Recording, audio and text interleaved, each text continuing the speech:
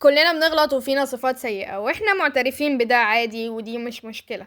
بس المشكلة لما تكون فينا كلنا صفة سيئة وكلنا عاملين نفسنا من بينها. مجتمعنا كلنا مقرر انه عادي الواحد ما يبقاش قد كلمته وما يبقاش مسؤول.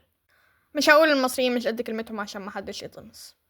اي خدمة. أهلا أهلا أهلا أهلا يا رمضان. ده فاتن قالت لي ان هي السبب في المشكله كلها، بس اوعي تقولي لحد. هي اصلا قالت لي ما تقوليش لحد، بس انتي البستي مش اي حد. رضا، مناسب معاك تاخد التاسك دي؟ يا باشا خدامينك سهله ان شاء الله. اخدها منك امتى يعني؟ بكره الساعه 3 تكون عندك. عليك انك تخلص الباوربوينت دي الساعه 6 من العندي قبل العندي الساعه 6. اخ يا اخي سوري، حقك عليا. اصل انا بس نزلت الحاجة قالت لي ارمي الزبالة والموضوع ده خد مني وقت كتير. بس احنا عندنا الزبالة بعيدة. ميعاد بكرة الساعة 4، ما تتأخروش. صباح الخير. ايه ده؟ ما بكرهش قد اللي مواعيده مش مظبوطة. حبيبتي ازيك روح قلبي، وحشتيني. لازم نتقابل. ايوه صح، لازم نتقابل. إلخ. السيناريوهات دي من كتر ما بتحصل تلاقي محدش قادر ياخد كلمة من حد ويطمن ان الحاجة دي هتخلص. محتاج يفكره ويكون عامل حسابه في الوقت انه هيتأخر او انه هيختفي حتى. ولما الكل بيقول كلام من غير تنفيذ بتبقى عادة ومحدش بيلوم حد. بس انا عن نفسي رخمة وبشيل من الناس لحد دلوقتي، شايلة من اللي قالوا لي هيخرجوني وانا طفلة. المشكلة ظاهرة قوي في الأعمال التطوعية والنشاطات الطلابية والحاجات اللي من غير فلوس والتزامات. من الآخر المسؤولين ما فيش حاجة تخلي شغلهم يخلص غير وعود هنا ووعود هناك، والطلاب اللي مضطرين يشتغلوا مع بعض ومعاهم كائنات مستهترة. والإخلال بالوعد بقى عادي مع إنه صفة من صفات اليهود. أنا قصدي طالما بتقول هعمل حاجة وما تعملهاش فده اسمه إخلاف الوعد، مش حاجة تاني. مش لازم نحط صباعنا الخنصر في بعضه عشان نوعد بعض يعني. كلنا عارفين الحديث بتاع آية المنافق 3: إذا حدث كذب وإذا وعد أخلف وإذا أتمن خان. المشكلة إن أنا من صغري كنت بكره الصفة دي. بعمل الشغل في موعده وباجي على المواعيد بالضبط، بس لما تلاقي اوبشن السبهللة موجود قدامك مين هيقول للسبهللة لأ؟ فانسقت للسبهللة رغم علمي ووعي التام ان هي حاجة مستفزة. فاحنا محتاجين نصارع السبهللة بان احنا ما نقولش حاجة مش هنعملها. بديهيات. ممكن ندي نفسنا وقت اكتر للحاجة اللي مطلوبة مننا ونخلينا واضحين. يعني هتعرف تعمل ده؟ اه. لأ. اه بس محتاج وقت اكتر. اه بس محتاج مساعدة. يعني الدنيا سهلة. بس انت لو وصلت بدري وعملت شغلك بدري هتبقى الوحيد اللي كده، ودي حاجة حلوة. حاجة تتعرف عليك وتخليك ليك عين تتكلم وتنظر، وفيما بعد الناس هتحترم مواعيدها وتسكتها معاك لانك محترمهم.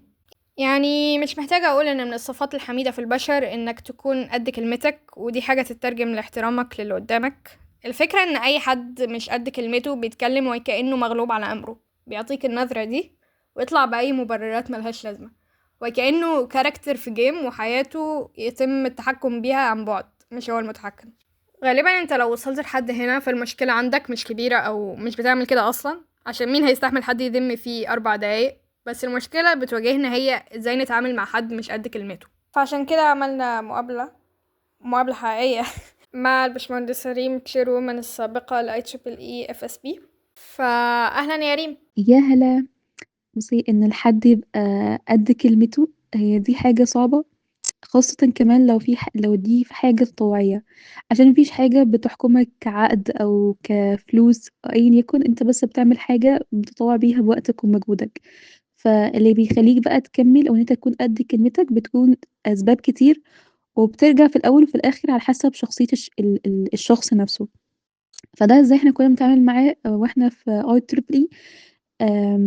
كان أول حاجة هو بيرجع على حسب الناس اللي مسؤولة عن الcommunity كله. يعني لو هما في ناس مسؤولة already فده بيسهل يعني حتى لو 1% إن العملية تمشي، إن الناس تبقى مكملة.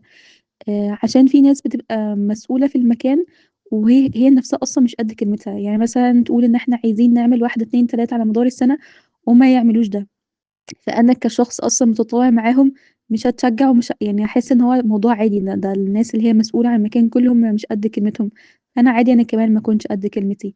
فدي من الحاجات اللي هي كانت بتساعد حتى لو بخطوة بسيطة إن الناس تبقى هي كمان قد كلمتها. طيب الناس اللي هي مسؤولة عن المكان كله هي قد كلمتها، فإحنا محتاجين بقى الناس اللي أنا باختارها إن هي تكون متطوعة معانا.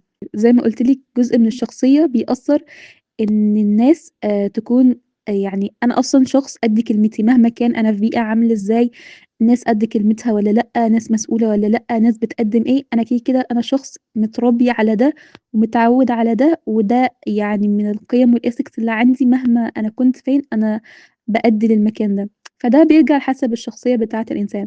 طَب هو الشخص أصلًا مش قد كلمته عمومًا، فده بقى بيبقى دوره يعني مش هاقول 90 في يعني 50% بيكون دور الleaders اللي معاه، إن هُم بيكتشفوا شخصية كل واحد معاهم بتمشي إزاي، ويحاولوا إن هُم يمشّوها أو إن هُم يهندلوها يعني.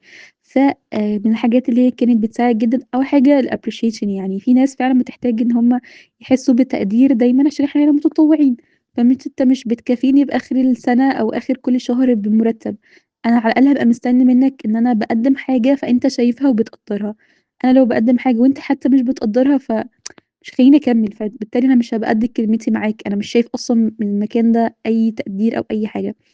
ناس تانية اللي يعني بيفرق معاها أوي هي بتبقى مش في ناس كتير بتبقى داخلة مش فاهمة إحنا بنعمل إيه، مثلًا في IEEE هي أصلًا مش فاهمة مين IEEE مش فاهمة التيمات بتعمل إيه، مش فاهم دوره في الteam بيعمل إيه، مشتغل event هو مش فاهم كل ده، فهو لو فِهِم كويس وشاف الصورة كاملة، فده بيخلّيه قد كلمته، خلاص أنا فاهم أنا باعمل إيه، فأنا هابقى قد كلمتي وهأدّي لحد الآخر.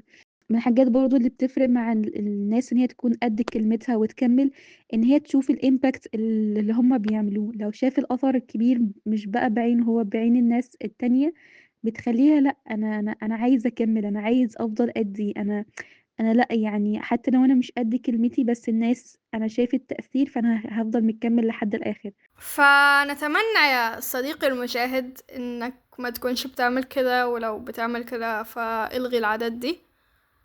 وبس هنا يكون الفيديو للأسف الشديد خلص. أهلا أهلا أهلا أهلا يا رمضان بلياليك الفضلى يا شهر الغفران من عام لعام كنا نرجوه فأقبل